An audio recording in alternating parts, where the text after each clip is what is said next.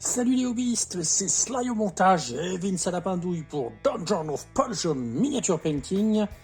Allez, c'est parti pour les tutos sur la peinture pré-hérésie des Légions de l'Empereur. Et donc on va commencer, et cela ne vous étonnera pas, par un tuto sur la Death Guard. On va se faire une armure fortement abîmée, corrodée, abîmée par la bataille et corrodée par le temps. Une armure également salie par la terre, le sable. Comme d'habitude, si la vidéo vous plaît, n'hésitez pas à nous laisser un gros pouce vers le haut. Si vous avez des questions ou des suggestions, laissez-nous un commentaire. Abonnez-vous si vous souhaitez suivre les prochaines vidéos et nos vidéos passées. Et nous avons également en place un Tipeee si vous voulez nous aider à la production de la chaîne en la finançant par type ponctuel ou mensuel à votre guise. Ça nous aidera à nous développer. Et on attaque tout de suite après le générique.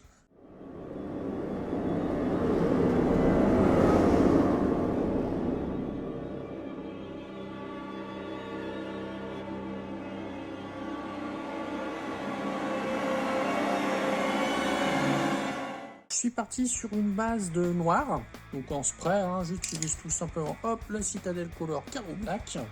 Et on va venir faire du skipping avec de la mousse de blister, comme ceci, avec du Montfang Brown pour commencer. Alors je vais vous montrer, j'utilise une pince à épiler, de la mousse de blister, donc que je cale comme ceci sur ma pince à épiler. J'ai mis du Montfang Brown dans ma palette avec un petit peu d'eau. On va venir tester comme ça sur la palette. Vous voyez, il faut que ça fasse des petits pointillés comme ça. C'est pour faire l'effet texturé sur la peinture. On va tamponner toute notre figurine avec cette mousse de blister. Comme ceci. Vous voyez, ça fait une peinture avec des petits pointillés. Ça donne du relief. Ça va déjà faire un effet vieilli. Et là, ce qu'on fait en fait, c'est la couche qui sera sous la peinture qui elle-même sera écaillée. Vous voyez, c'est la figurine déjà finie. Il y a la peinture blanche ou la peinture verte. Et sous les éraflures, on voit le marron. C'est ce qu'on est en train de préparer avec notre Montfang Brown. Donc on va tamponner toute la figurine comme ça. J'ai pas collé le bolter, en fait il y a de la pâte à fixe. Je vais juste faire sur le bolter les petites marques qu'on viendra peut-être reprendre un petit peu au pinceau parce que là c'est vraiment petit. Et je continue de tamponner toute ma figurine avec mon Montfang Brown. Vous faites tout entièrement, même les cuirs. Pour gagner du temps, j'ai préparé d'autres figurines. Je vais vous montrer donc celle avec le Montfang Brown terminée. Donc ça va donner quelque chose comme ça avec sa petite arme ici. Et une fois ceci terminé, alors ce que je fais également, parce qu'avec le tamponnage, vous n'allez pas réussir à aller dans certaines zones, donc vous allez continuer un petit peu au pinceau et tamponner votre Montfang Brown dans certains creux, sous le casque, là, sous le menton, derrière, là, sur l'espèce de colle. Voilà, puis vous allez compléter comme ça toutes les parties inaccessibles avec la mousse de blister. Une fois cette première étape terminée, on va attendre que ça sèche et on va refaire la même chose, mais cette fois-ci avec du Scrag Brown dilué avec de l'eau. Alors je dirais que j'ai mis 30% d'eau peut-être. Je vérifie un petit peu ce que ça donne, que ça fasse des pointillés comme ça, de la texture. Et on va y appliquer par-dessus notre Montfang Brown. C'est une couleur un petit peu plus orangée, donc sur les parties supérieures, ça fait un petit côté un peu plus rouillé, donc qui sera visible avec la peinture abîmée qu'on mettra par-dessus. Voilà, on n'en met pas partout, juste sur les parties on va dire un peu plus exposées à la lumière. Là il y a la jambe qui dépasse. Voilà, ça fait une couleur un peu plus orangée, qui rappelle un peu plus l'oxyde, la rouille. Et donc à la fin, ça donnera quelque chose comme ça. Là, j'ai le Montfang Brown et le Scrag Brown. Et je vous montre tout de suite comment procéder pour avoir après l'effet peinture écaillée. On va utiliser un petit produit, c'est celui-ci, le Scratch Effect de chez Amo by Mig Rimenez. Pour utiliser ce produit, on va bien le secouer. Et vous allez l'appliquer également avec la mousse de blister. Évidemment, quand vous allez préparer vos unités, vous prenez 5 ou 10 figurines et vous enchaînez chaque étape. La mousse de blister d'abord en Montfang Brown sur vos 5 ou 10 figurines, vous laissez sécher. Le Scrag Brown, pareil, vous faites vos 5 ou 10 figurines, vous laissez sécher. Et ensuite, on va appliquer le Shipping Fluid avec de la mousse de blister également. Je viens le prendre au fond de mon bouchon. Comme pour la peinture, on va venir tamponner sur toute notre figurine. Vous pouvez éviter cette partie-là, ça va être du cuir. Et il faudra laisser sécher 40 minutes. Là, j'en ai une qui est déjà prête. Donc elle a déjà le chipping fluide qui a séché pendant les 40 minutes. Et on va pouvoir continuer. L'armure du Death Guard, elle est donc couleur un peu crème, blanc crème. Et on va faire ces deux épaulettes en vert. Puis on va mettre un peu de métallique doré. Pour ce blanc crème, on va commencer par Morghast Bone, qu'on va appliquer exactement pareil que le reste de la peinture, c'est-à-dire avec notre mousse de blister. Pourquoi toujours avec la mousse de blister? Parce que c'est toujours pour faire cet effet un petit peu d'armure texturée, écaillée, abîmée. Ça rend plutôt bien, ça permet d'aller plutôt vite aussi. Hop, donc je prends un peu de mon Montfang.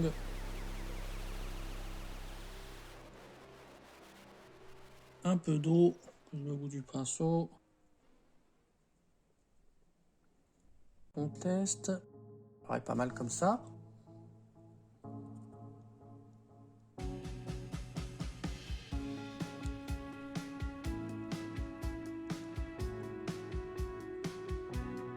Ça fait un effet très texturé. Déjà peinture vieillie. Terminé hors caméra et on va avancer tranquillement sur cette peinture. Voilà ce que ça donne une fois que j'ai bien tamponné au Morghast Bone l'armure de mon Space Marine. Donc là j'ai gardé en marron parce qu'on va venir apporter un vert après. Pour les parties inaccessibles, j'y vais au pinceau et je fais du stipping également. Je tamponne les endroits inaccessibles pour garder toujours le même style de peinture pointillé. Par exemple, il y a aussi cette partie là. On peut se glisser aussi là derrière le pack dorsal.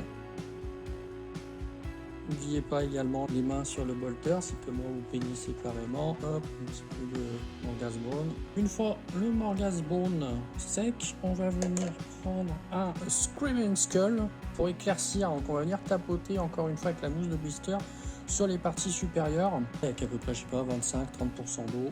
On vérifie après dans la palette que ça fasse bien les petits pointillés avec la mousse de blister. On va venir donc faire les parties supérieures, les avant-bras. On éclaircit le haut du casque, au haut du backpack.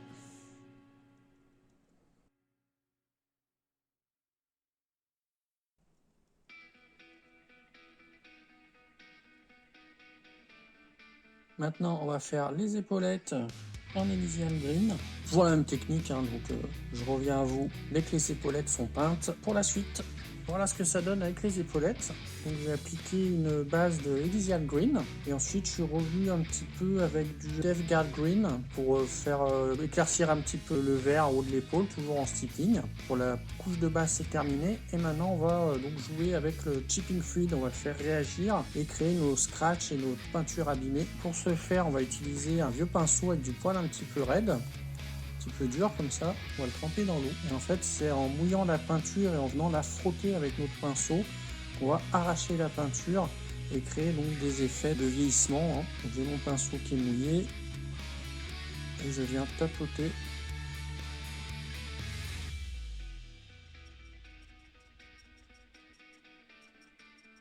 comme ceci.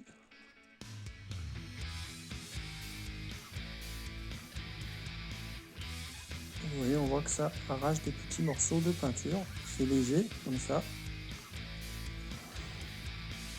On va faire ça sur toute notre peinture pour apporter ce vieillissement. On essaye de taper un petit peu dans des angles différents. On va faire un petit peu sur l'épaulette, par exemple. Le frottement du pinceau. On va créer des petits dommages comme ça pour enlever la peinture. Ça fait un effet plutôt sympa, plutôt réaliste, assez simple à faire. On va faire pareil sur le casque. C'est un petit peu aléatoire, il y a d'autres techniques bien sûr de weathering, vous pouvez plus maîtriser vos effets, mais là c'est vraiment un effet rapide. Ça, vous allez enchaîner toutes vos filles. Après vous avez un autre produit, c'est le Heavy Shipping Fluid, et celui-là il vous fait décrocher plus de peinture en même temps. Après c'est vous de voir si vous voulez faire un effet plutôt léger comme ça ou avec plus de peinture arrachée. Je peux essayer aussi avec un pinceau avec un poil un peu plus dru comme celui-ci, on voit ce que ça donne. C'est juste que c'est plus compliqué pour localiser l'effet. Voilà, ça marche pas mal avec ça aussi.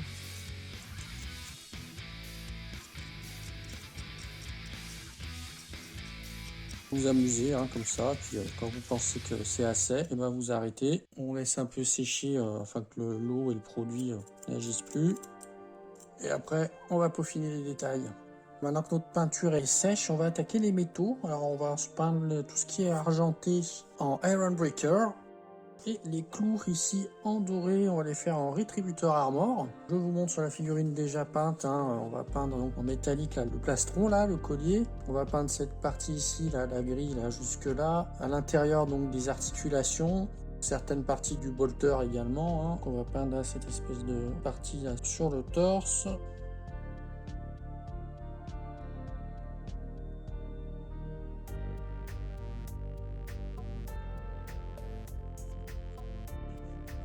Cette partie-là. Les articulations, ici par exemple, je ne vais pas tout vous montrer, hein, je fais le restore caméra, vous avez saisi l'idée. On fait également les clous en Retributor Armor. Allez, on se retrouve dès que toutes ces parties métalliques sont peintes et on attaque la suite. Voilà ce que ça donne une fois nos métaux peints. Bon, comme vous voyez, c'est beaucoup trop propre. Donc on va appliquer des lavis pour vieillir un petit peu tout ça. Le Iron Breaker, donc l'argenté, on va utiliser du Agrax Earthshade. Pour les lavis, hein, on prend directement au pinceau la peinture hein, dans le pot, une fois qu'on l'a bien remué. Et on va l'appliquer généreusement sur notre Iron Breaker. Ici sur les tuyaux, dans les articulations. Ça se glisse bien dans les creux, ça va bien foncer les creux et vieillir le métal, le teinter, le salir.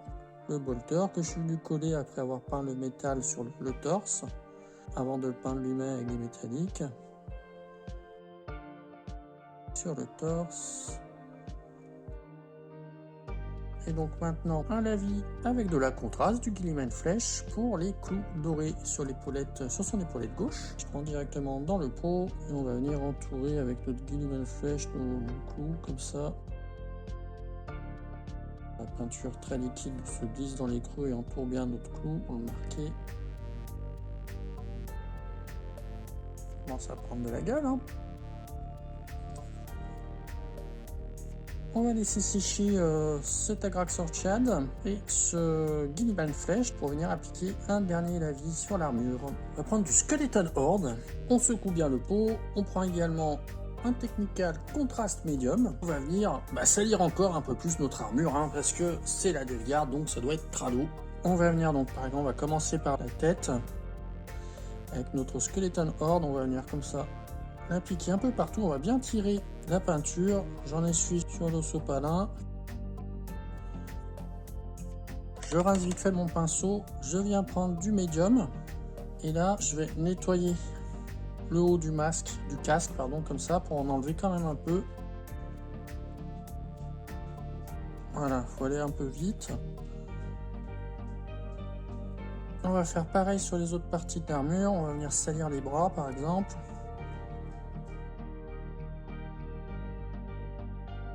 J'essuie, je viens prendre un peu de médium à pointe de mon pinceau et je vais essuyer le haut des bras. J'essuie, je essore mon pinceau, je nettoie les parties supérieures et sur le backpack. Je suis généreux avec le Skeleton Horde. Je rince mon pinceau, j'absorbe avec le sopalin, je viens nettoyer le haut avec mon pinceau, donc retrempé dans du médium. On insiste pour nettoyer sur toutes les parties supérieures. On va faire le backpack. C'est pas grave hein, si on repasse sur les parties argentées. Ça ressalit et ça relie un peu le métal. Je prends mon médium à la pointe du pinceau. Hop. Voilà, je nettoie un peu. J'essuie le pinceau. Pareil pour les jambes.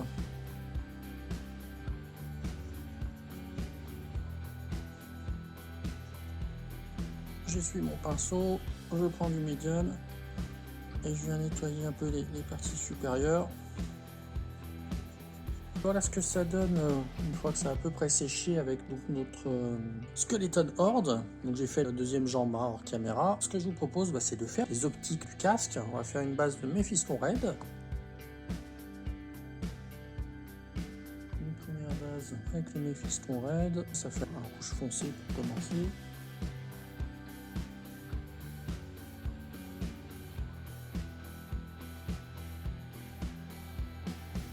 Et je cale bien les doigts là, le petit doigt là, caler ma main et pas trembler. Si vous voulez passer un peu, vous revenez avec du Morghaz Bone pour cacher un petit peu les petites taches de rouge que vous auriez fait en dehors de l'optique. Maintenant on va prendre un Wide Rider Red. On va venir peindre l'optique plus vers l'arête du nez nasal, là où devrait y avoir le nez. Et laisser l'autre moitié donc en Méphiston Red. Voilà, on éclaircit un petit peu l'optique.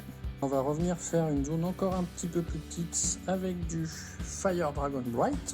Là j'ai déjà commencé hors caméra. On est pas mal. Et maintenant on va se faire un petit reflet blanc. On va faire un tout petit point blanc sur l'extérieur de chacune des lentilles. On va se faire un tout petit point. Peut-être un petit peu trop léger. On va revenir en refaire par-dessus pour marquer un peu plus.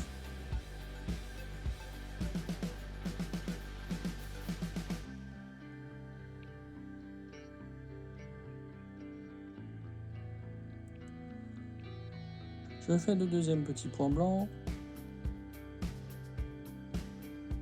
On verra ce que ça donne en photo, parce que là, avec la lumière à la caméra, je vois pas grand chose. Je vous avoue que là, j'ai fini de travailler les yeux hors caméra, parce que avec la position que j'ai, avec la caméra et la lumière, c'est trop compliqué. On a presque terminé, finalement, pour un effet tabletop. On est pas mal du tout. On va rajouter, Norgal oblige, Death Guard, un peu de rouille. Je vais simplement prendre le Fire Dragon Bright que j'ai déjà dans ma palette suite au travail de l'optique. On va en mettre un petit peu à droite à gauche, comme ça, autour des parties métalliques. J'ai bien dilué avec de l'eau, j'ai fait un lavis. Surtout dans les creux, voilà, comme ça. J'ai vraiment bien dilué mon Fire Dragon Bright. Vous voyez comme il se glisse dans les creux.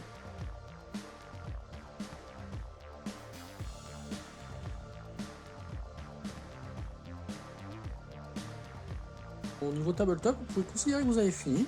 Ça serait pas mal du tout. Si vous voulez peigner à la chaîne, ça ira plutôt vite. Maintenant, on peut s'amuser à apporter quelques éclaircissements. Il me reste toujours du Screaming Skull dans ma palette. Je peux venir par exemple éclaircir le haut du casque comme ça, avec un Screaming Skull un peu dilué. Également le bec là, le bout du casque.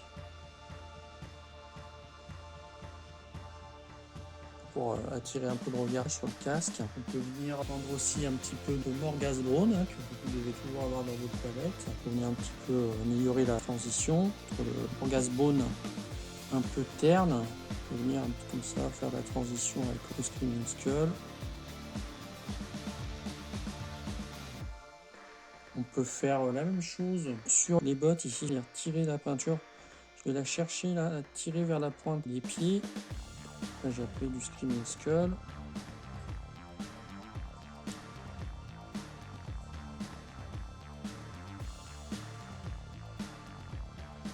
Ah d'ailleurs ça c'est une petite poupiote, c'est une petite lentille qu'on va faire en rouge aussi. Un petit point de White Rider juste au bout. Tout point de Fire Dragon Bright. Voilà, c'est comme les lentilles, j'ai pas une bonne position pour faire ta précision. On va essayer de faire un tout petit point de blanc. Je crois qu'on est pas mal. Et donc on peut faire le même éclaircissement que sur le casque, on peut le faire également sur les boules ici là du backpack. On va prendre notre Screaming Skull bien dilué.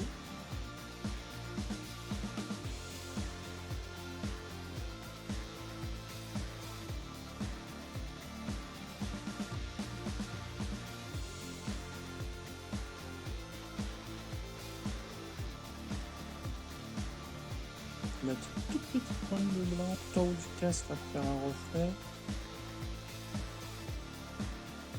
Faire la même chose au bout du casque ici.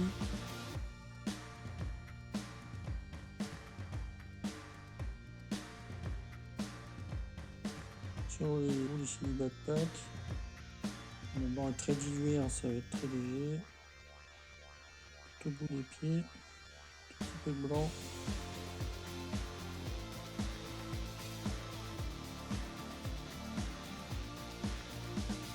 Vous pouvez également faire un lining sur le haut des genouillères. Petit lining qu'on peut faire prendre un Ogrin camo. On va essayer de longer, pas sur l'arête, mais vraiment sur le plat de l'épaulette, ici, de longer avec, comme ça.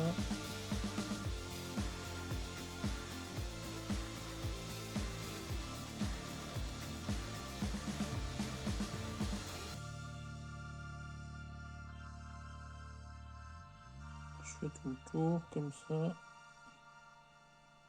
Je vais revenir faire une deuxième couche et on va faire pareil de l'autre côté. Je vais le faire hors caméra et puis on se retrouve pour finaliser ces épaulettes. On y est. Après 3 passages d'Ogrin camo, cette espèce de lining qui rend quand même pas mal sur les épaulettes. Maintenant je vais le mélanger un petit peu avec du blanc, mon Ogrin camo. J'ai pas d'autre vert plus clair, alors je vais faire comme ça, je vais rajouter un peu de blanc. Je vais vraiment là cette fois faire un lining, mais vraiment sur l'arête intérieure de l'épaulette. Éclaircir encore les arêtes de mes épaulettes.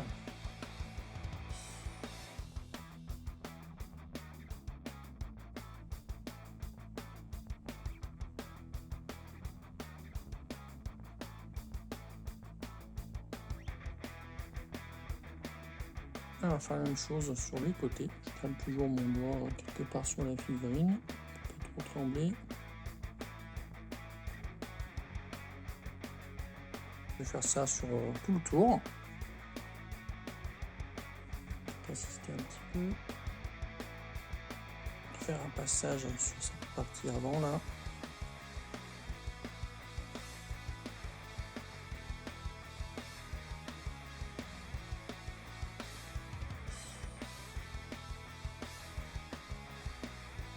On va éclaircir un petit peu les arêtes noires du bolter. On va le faire avec un gris. J'ai un administratum grey. On va essayer avec ça. C'est la dernière étape.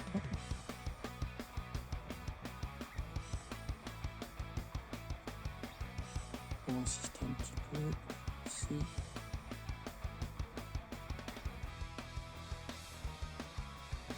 C'est terminé pour ce tuto. Pour le socle, si vous voulez faire un socle comme celui-ci, un socle industriel ou l'intérieur de Space Hulk, vous avez un petit lien que je vous mets ici vers la vidéo avec le tuto. Sinon, j'ai d'autres vidéos sur des socles sur la chaîne que vous pouvez trouver sur la playlist socle. Et il y a également le socle martien aussi qui est pas mal, qui va bien avec la DevGuard. Et voilà, c'est terminé pour ce tuto DevGuard du 30e millénaire pour les Résidorus. Donc un résultat plutôt grim dark avec beaucoup d'usure et de weathering. J'espère que ça vous a plu. Je l'ai déjà dit en début de vidéo, et si c'est le cas, n'oubliez pas le petit pouce vers le haut. Et on vous dit à bientôt sur Dungeon of Perdition Miniature Painting.